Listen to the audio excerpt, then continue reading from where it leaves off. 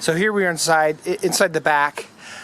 This car, one of the hatch hinges had popped loose. These are typically held on with clips.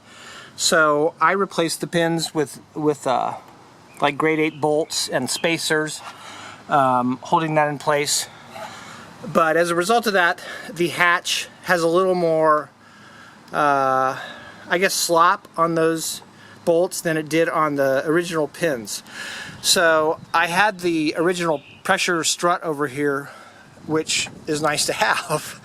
But when you lower the back hatch, the single strut pushes the hatch off to the side, so it doesn't really align when it's down. So what I have here is I've just made a steel tube, so you actually manually lift.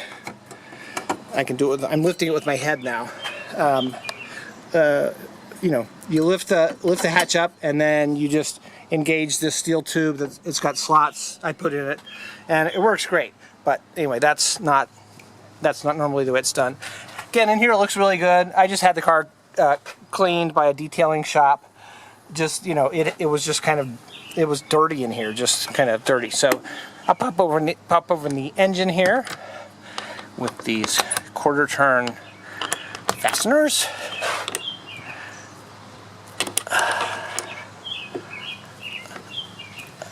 Oh, that one's already done. Okay. I'm filming with one hand while I do this with the other, so it's a little awkward. Originally, this top cover had little steel hinged things that would hold it up, but they're gone on this one. So I'm going to set the camera down for a second while I just prop up the engine cover.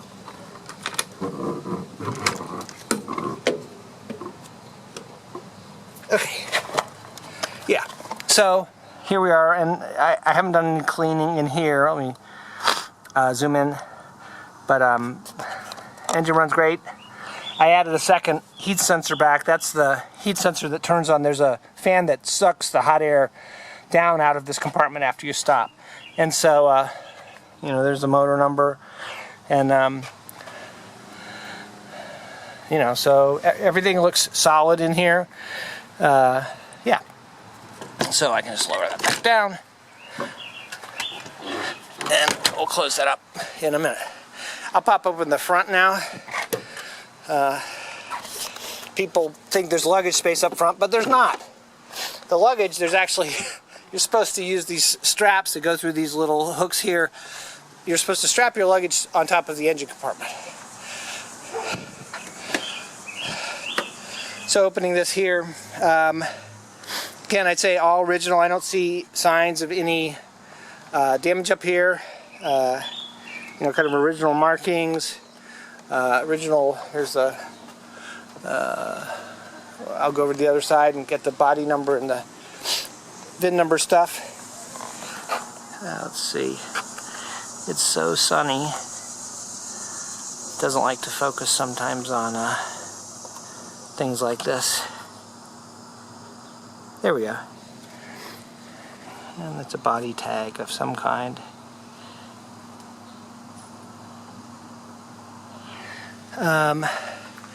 It had the wrong size battery in it. It was kind of not sitting right, so the French size is not available here. This is a slightly smaller size, but and I added these straps to mount the battery down.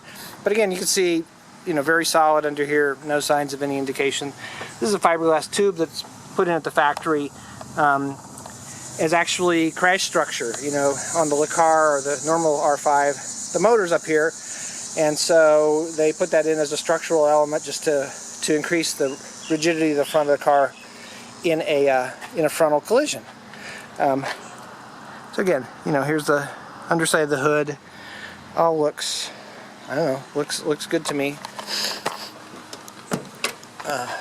Passenger side door. Door jambs. So again, I think it looks you know, pretty good. There's actually an 80s radar detector up here, which is funny. I did the same thing on my car, and actually I worked at the company that made that radar detector, and I led the team that designed that first passport radar detector that came out in 1984. So this, when I first got in this car, it was very nostalgic. Yeah, so the wheels, yeah, we're in the shade over here. I had Minilite in England. I didn't want to use those crappy TRX tires, and so I had them make, they're 15x7s on the front, and with 195/45 15 tires that are about the right diameter. You can put tires that are a little bigger diameter on, but there's a lip in here you need to modify. We used to put wide 15-inch tires on these cars in the 80s in the rear. Those fat 15s just aren't available anymore unless on /maybe race tires. So I went to 16s, and these are 16x9s. Again, Minilite. I had Minilite in England make these, and the tire size is 245/45 16, which is also what I use on my 944 race car. And so I found these. The Minilite wheels came with these Minilite stickers that really, they didn't look very good. So I found these Renault Sport emblems on eBay in England and put those on.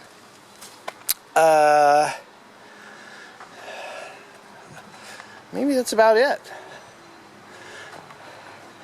Car came with the yellow CBA driving lights, which of course France has this yellow headlight thing.